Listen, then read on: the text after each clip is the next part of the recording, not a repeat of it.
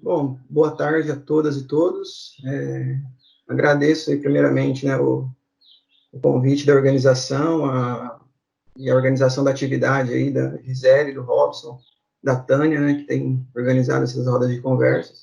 A minha contribuição vai mais no sentido de apresentar, né, de sugerir, na verdade, alguns elementos aí que eu considero importante para análise sobre a questão prisional, né, de forma bastante sintética, claro, aí devido ao caráter e o objetivo da atividade, né. Quase todos aqui, não sei se, mesmo quem não estuda a questão penal, né, a questão prisional, provavelmente já ouviu falar, né, sobre uma crise que há no sistema prisional.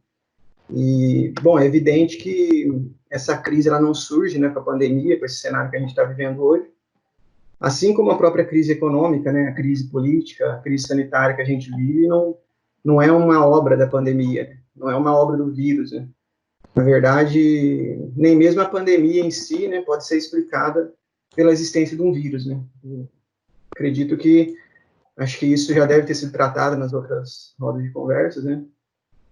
O contágio em larga escala é um produto realmente da crise estrutural do modo de produção capitalista, né. Acho que isso é importante a gente compreender, né. A pandemia ela existe porque o lucro do capital nesse momento, né, está acima da vida das massas exploradas, né, que é o que a gente considera aí como segmentos vulneráveis, né, puxando para esse tema aí, o que eu prefiro caracterizar como setores, né, do que a gente entende como superpopulação relativa, né, que são os segmentos aí da força de trabalho, de modo geral, que se encontra mais pauperizada mesmo, né, se encontra mais aprofundada na miséria. Né. Então, qual que é, né, só a título de introdução mesmo sobre o tema, a principal fonte de lucro, né, da sociedade capitalista é justamente a extorsão, né, a extração da mais-valia, né, e como se dá isso, né, nesse cenário de quarentena, né, o capital não vai parar de lucrar, né, não vai parar de tentar reduzir a tendência das quedas da taxa de lucro. Então, o principal modo de exploração, a principal forma de se extrair o lucro capitalista é através da exploração da mais-valia. Então, o trabalhador tem que estar na fábrica, né, tem que estar na rua, tem que estar nas lojas trabalhando, né?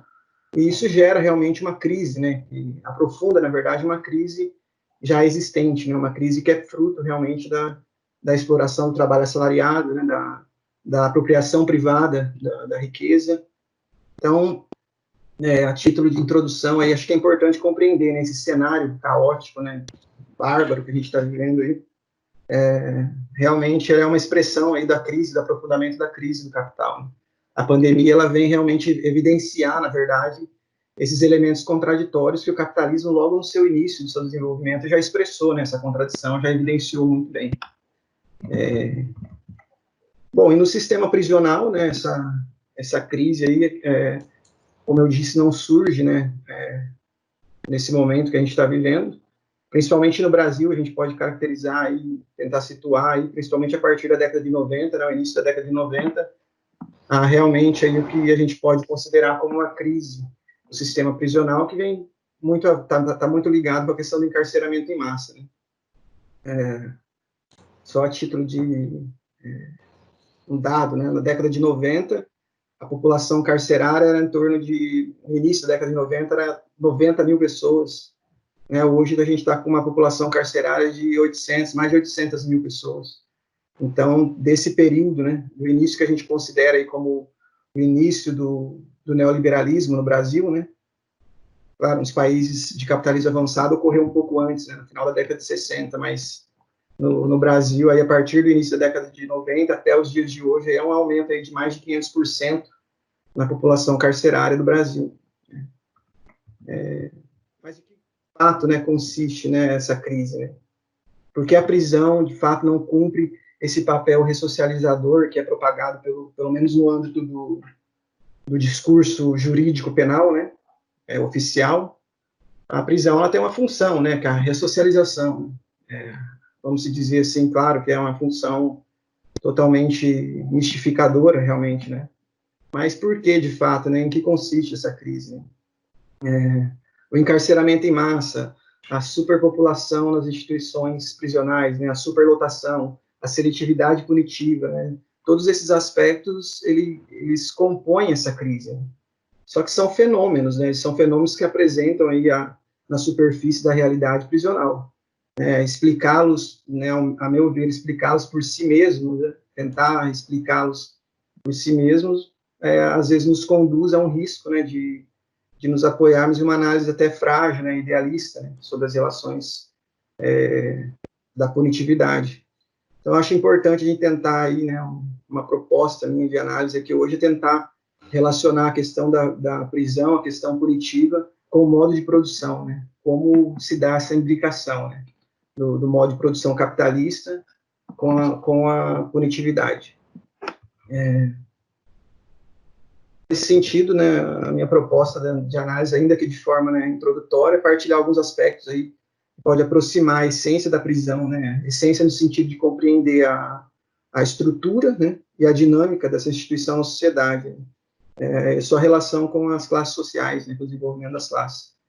Em consequência, né, essa aproximação com a natureza da prisão pode também nos dar condições, eu acho, de compreender aí, de forma mais sólida, né, essa questão da crise contemporânea, né, que é uma crise que vem, né, é a expressão da crise do capital, né, no âmbito punitivo. Acho que isso é importante compreender. O primeiro elemento aí que eu gostaria de destacar, né, que a meu ver aí é o ponto de partida para se analisar a questão prisional na sociedade que a gente vive, é compreender ela enquanto uma instituição, como um elemento, né, um elemento material que compõe a força do Estado. Isso é uma concepção formulada por Engels, naquele livro Origem da Família, da Propriedade Privada do Estado. Nessa obra, Engels ele faz uma análise geral do surgimento do Estado, né, na história da humanidade, e se distanciando daquela ideia, né, produzida anteriormente pelos autores que a gente coloca aí no âmbito contratualistas, né, de que o Estado seria a realização da ideia moral, né, e se distanciando também até da análise hegeliana do Estado, né, de que o Estado seria a realização da razão, né, da imagem, a imagem da realidade da razão, né, que Hegel defendia. Ou seja, em última instância, são análises que, de certa forma, atribuíam um caráter de neutralidade ao Estado. Então, Engels diz, não, nessa obra, né, diz, não, o Estado ele é um produto, né, ele vai explicar que o Estado é um produto da sociedade em determinado momento do desenvolvimento da humanidade. Né? É um momento em que a sociedade se encontra dividida em classes antagônicas, né? E um antagonismo que, para ele, é inconciliável. Né? A existência do Estado, justamente o surgimento do Estado, mostra que esse antagonismo de classes presente na sociedade é inconciliável. Né? Aqui, evidentemente, ele está fazendo uma análise uma análise genérica do Estado, né? Ainda não está analisando o Estado burguês, né? O Estado moderno. Está fazendo uma análise do Estado enquanto uma instituição social. Né? Então, nesse sentido, aí o Estado ele surge, né, na concepção do Engels, não para dar fim, né, para resolver esse antagonismo, mas para amenizá-lo, né, para remediá-lo, né, para manter a sociedade dentro dos limites da ordem estabelecida. Essa ideia acho que é o fundamental, né? Porque o que ele vai, continuando a análise dele, ele vai dizer que o poder do Estado, né? O Estado ele surge para amenizar o antagonismo de classes, mas o poder do Estado não paira no ar, né? Não é um poder que está descolado das relações materiais, né? Então ele vai desenvolver a ideia de que um dos traços característicos desse Estado é justamente que ele é o instrumento da classe economicamente dominante, que essa classe, graças à constituição do Estado, se torna também a classe politicamente dominante, né? Ou seja, adquire novos meios aí para dominar, explorar, para reprimir a classe explorada, né? As classes exploradas, dependendo do modo de produção com que esse Estado se desenvolve. Essa é uma função clássica do Estado, né? Vamos dizer assim, uma função crua, né, do Estado. É evidente que com o desenvolvimento das forças produtivas, essa função, que é essencial, ela vai adquirindo novos mecanismos de realização, né? Inclusive mecanismos ideológicos, né? Não é uma questão só de força, né? Mas outro traço característico da função do Estado, ele vai dizer que o Estado,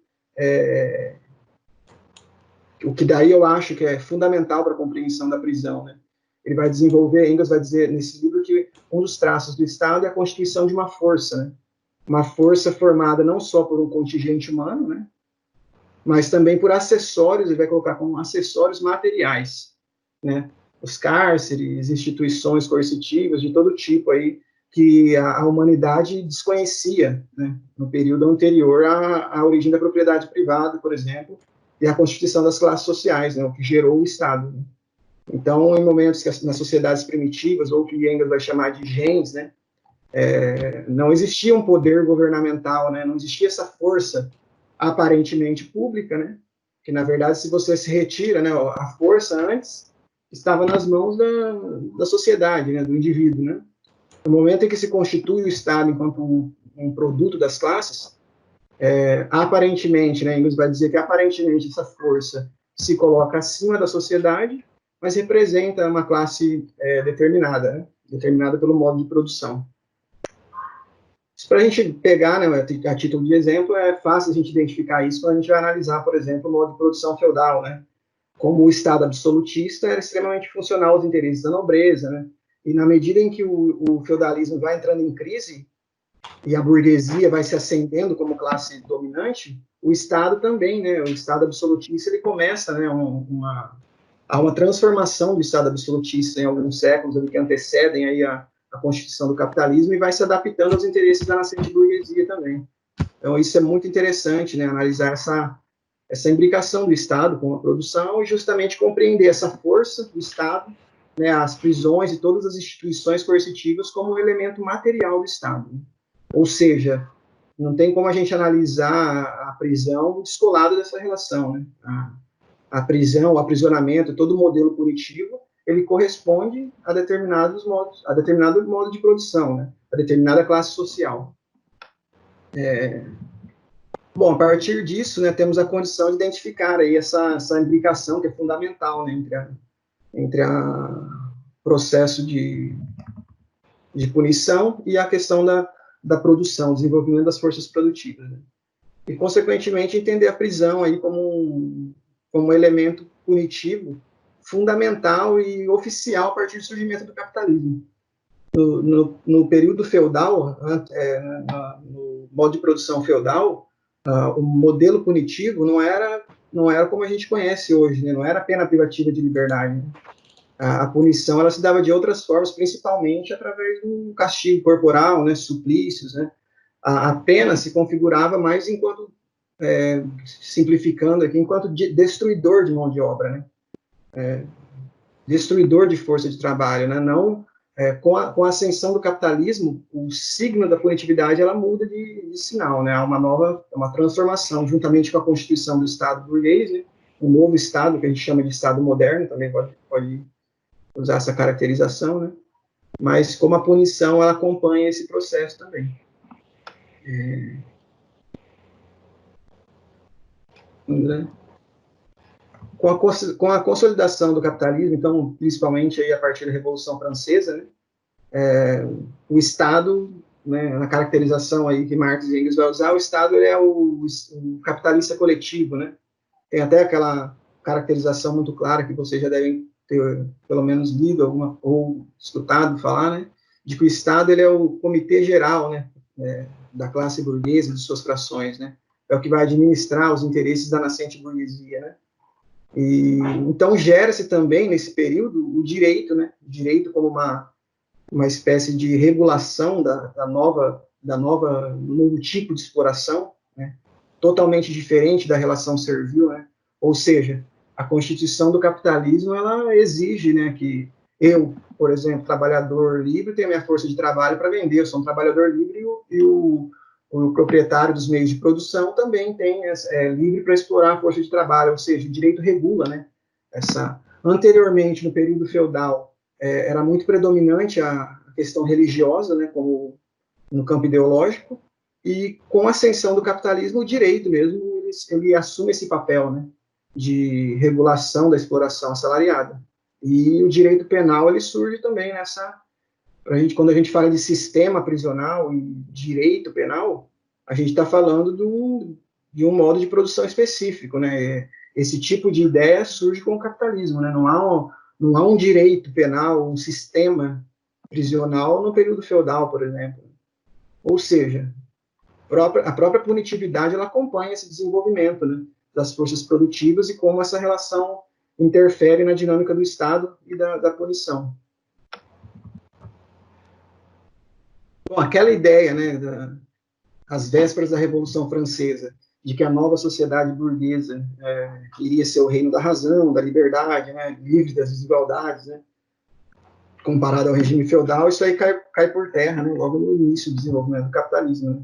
Os primeiros passos do capitalismo já se evidenciou essas contradições, esses novos antagonismos.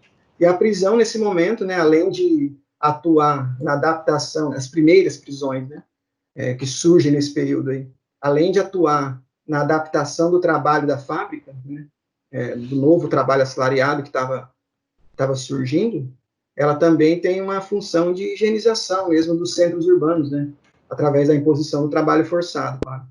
Essa maneira do que o Estado intervia no âmbito da força de trabalho, sobretudo no âmbito da já formada superpopulação relativa, né, o exército industrial de reserva, né, isso que é um produto do capital também.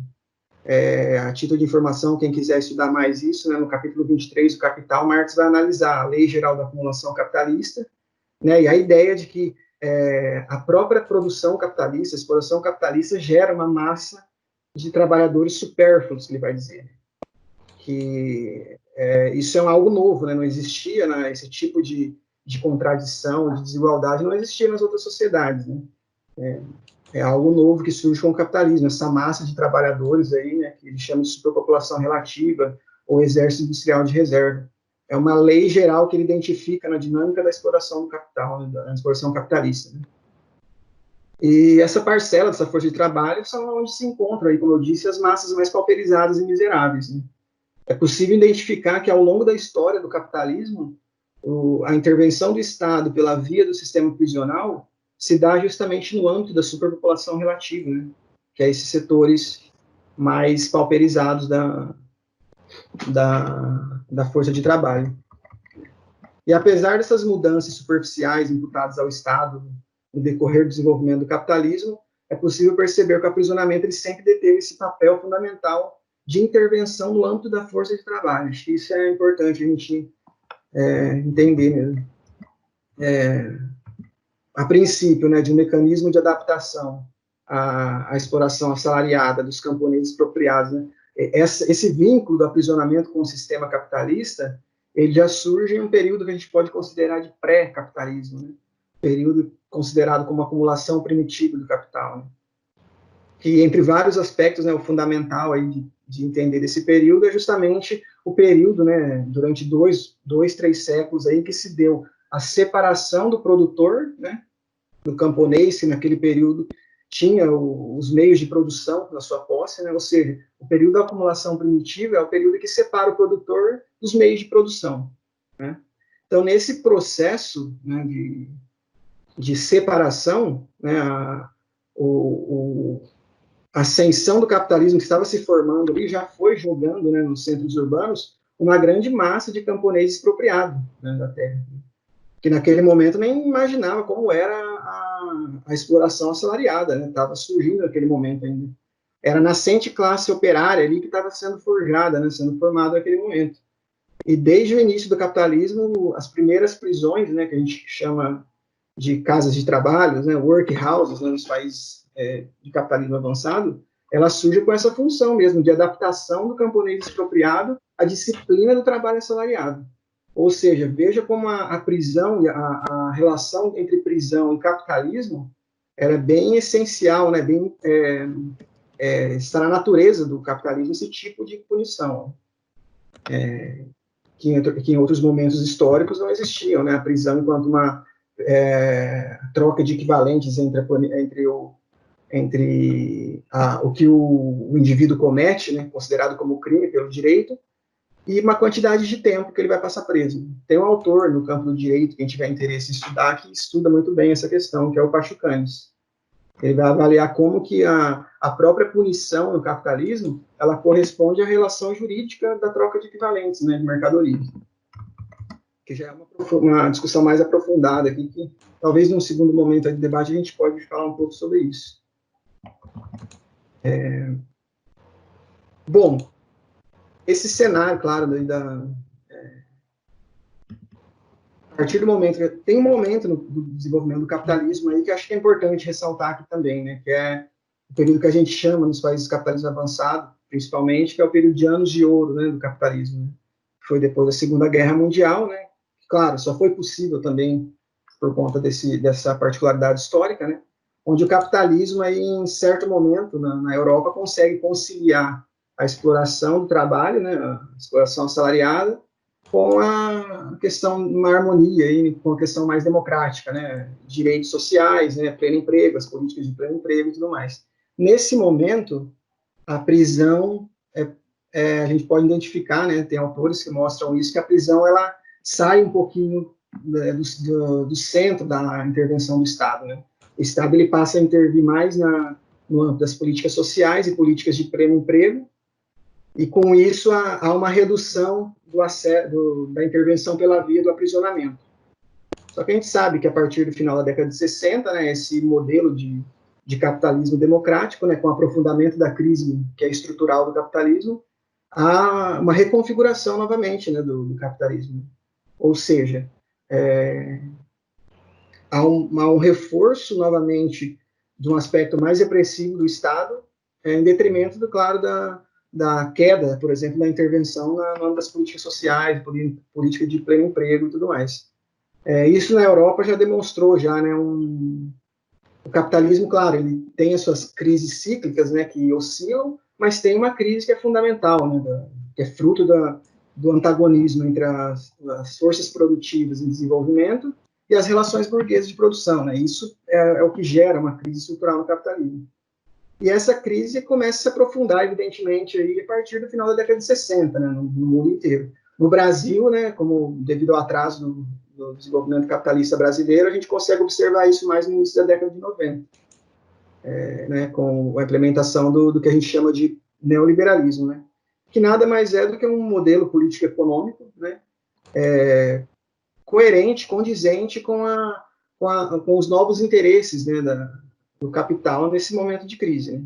Ou seja, a ideia de redução do papel do Estado, né? Claro, que tem que ser relativizada essa ideia, né? Tem que ser questionada, porque na verdade não é uma redução do papel do Estado, na verdade o Estado é mais requisitado nesse momento, né, do neoliberalismo, na crise capitalista, né? O Estado é um instrumento que ele serve justamente para socorrer o capitalismo em suas crises, né? Então, o que há de fato é uma reconfiguração do papel do Estado, ou seja, se reduz a sua intervenção no âmbito das políticas sociais, né, no âmbito que a gente considera aí como política social, e nesse momento há de novo um aprofundamento da intervenção do Estado pela via coercitiva, né, e a prisão é um dos principais, né, o encarceramento aí para a gente analisar é um dos principais fatos que comprovam, né, essa guinada punitiva. Como eu disse, a gente pegar do início da década de 90 até hoje no Brasil, há um aumento de mais de 500% da população carcerária. Essa relação acho que é bem clara, né? Acho que é bem importante a gente entender, né, entre o capitalismo e o sistema prisional, né? A própria prisão, ela existe, ela corresponde, né? Quando a gente fala de crise capitalista, quando a gente fala de crise do sistema prisional, é uma crise que expressa a crise do modo de produção capitalista no âmbito da punição do Estado, né? Acho que isso é um elemento que a gente tem que ter claro. Bom, já caminhando aí mais para tentar encerrar essa primeira parte da discussão.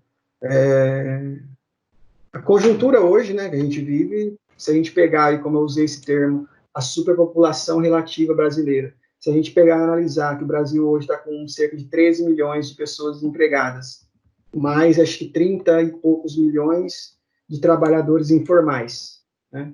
Ou seja, já são 13 com 30, já são 40, a população, a superpopulação relativa brasileira, ou seja, o exército industrial de reserva brasileiro, já está aí beirando 45 milhões de pessoas, mais 800 mil pessoas encarceradas, né, que também entram nesse número que compõe essa superpopulação relativa, né. Há um aumento, né, e o que comprova uma tese que Marx disse que essa superpopulação ela existe em todo momento do capitalismo, né, é um produto. O capitalismo não existe sem ela, né? Ela até, nos momentos de crise, ela ajuda a manter os salários rebaixados, né? Isso é importante também entender. Ou seja, nos momentos de agudização da crise, essa superpopulação relativa se apresenta de uma forma mais escancarada, mais aguda, que é o que acontece, né? O número de desemprego cresce, né? E todas as consequências que gera, que são frutos dessa relação, né? Bom, alguns dados aí sobre o sistema prisional, né? Que é essa parcela considerável da superpopulação relativa que está encarcerada, né? A taxa de superpopulação, que é daí algo que interfere bastante na questão da pandemia hoje também, né? A taxa de superpopulação do sistema carcerário está em torno de 200%. Todos esses dados que eu estou falando aqui estão no Infopen, tá? Quem tiver interesse, tem um site lá na internet, ele é aberto ao público aí para estar visualizando esses dados. Mas está em torno de 200%, ou seja, a 450 mil vagas do sistema carcerário para uma população aí carcerária já de mais de 800 mil. 75% dos crimes, né, da tipificação criminal cometida dessas pessoas que estão presas, 75% está relacionado com um crime contra o patrimônio, ou seja, contra a propriedade privada e tráfico de drogas. Ou seja, desses 75%, 52% é contra a propriedade privada. Ou seja, aquela velha função do sistema punitivo capitalista de proteção da propriedade privada se comprova até hoje, né? Usando o exemplo do Brasil aqui, claro, que é o país que a gente vive, mas esse dado aí a gente pode constatar em qualquer país, né, de sistema prisional de qualquer país. 65% são jovens entre 18 e 34 anos, os que estão presos. 12% têm acesso à educação no interior da prisão, 15% à atividade de trabalho, ou seja, aquele centro da ideia de ressocialização, né, da prisão, de que se dá pela via da educação e do trabalho, já cai por terra aqui também, né? Nem sequer metade da população carcerária tem acesso a essas diretrizes da ressocialização, o que a gente chama de ressocialização, que nada mais é do que a readaptação do indivíduo preso à exploração assalariada, né? Então, quando a gente fala de ressocialização do sistema prisional, sempre foi esse o intuito, né, do sistema prisional.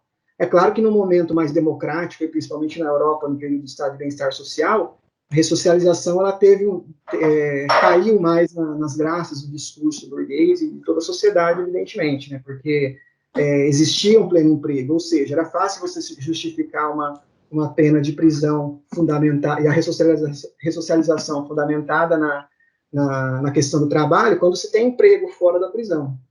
Hoje em dia, a gente está falando aqui no Brasil, um exemplo do Brasil, estamos falando de 13 milhões de desempregados, mais 30 milhões de trabalhadores informais.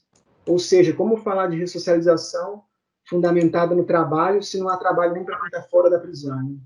É uma contradição aí que se coloca também.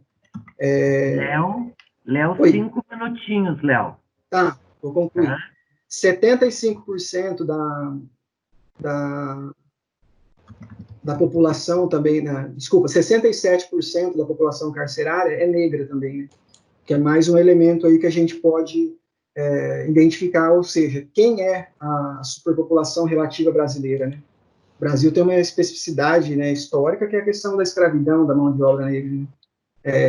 Que não foi uma relação, acho que é importante também compreender isso, não foi algo descolado do desenvolvimento do capitalismo mundial. A escravidão no Brasil, ela foi uma particularidade histórica do desenvolvimento do capitalismo. Os países de capitalismo avançados jamais iriam se desenvolver se não fosse através do saque nas colônias, né? Ou seja, esse é um aspecto também que vamos dizer que caracteriza aí a superpopulação relativa, né, ao Exército Social de Reserva brasileiro. Bom, a pandemia, né? Tem um problema, que é o problema geral aí também de toda a sociedade, que é a questão da subnotificação. Se já temos isso fora das prisões, vocês imaginam como é dentro da prisão, né? Então, assim, é muito difícil encontrar dados realmente que sejam confiáveis, né? Eu, olhando pelo Infopen, trouxe algumas coisas aqui para a gente iniciar depois e debater mais no decorrer aí. Há 13.713 casos confirmados, né, no sistema prisional brasileiro, da pandemia, 84 óbitos. É o que está notificado, tá? O que o governo repassa. Só que, olha só, uma população carcerária de mais de 800 mil pessoas, só 37 mil testes foram realizados, eu vi hoje, tá? Hoje cedo eu vi esse dado, ou seja, só 37 mil testes foram realizados, né?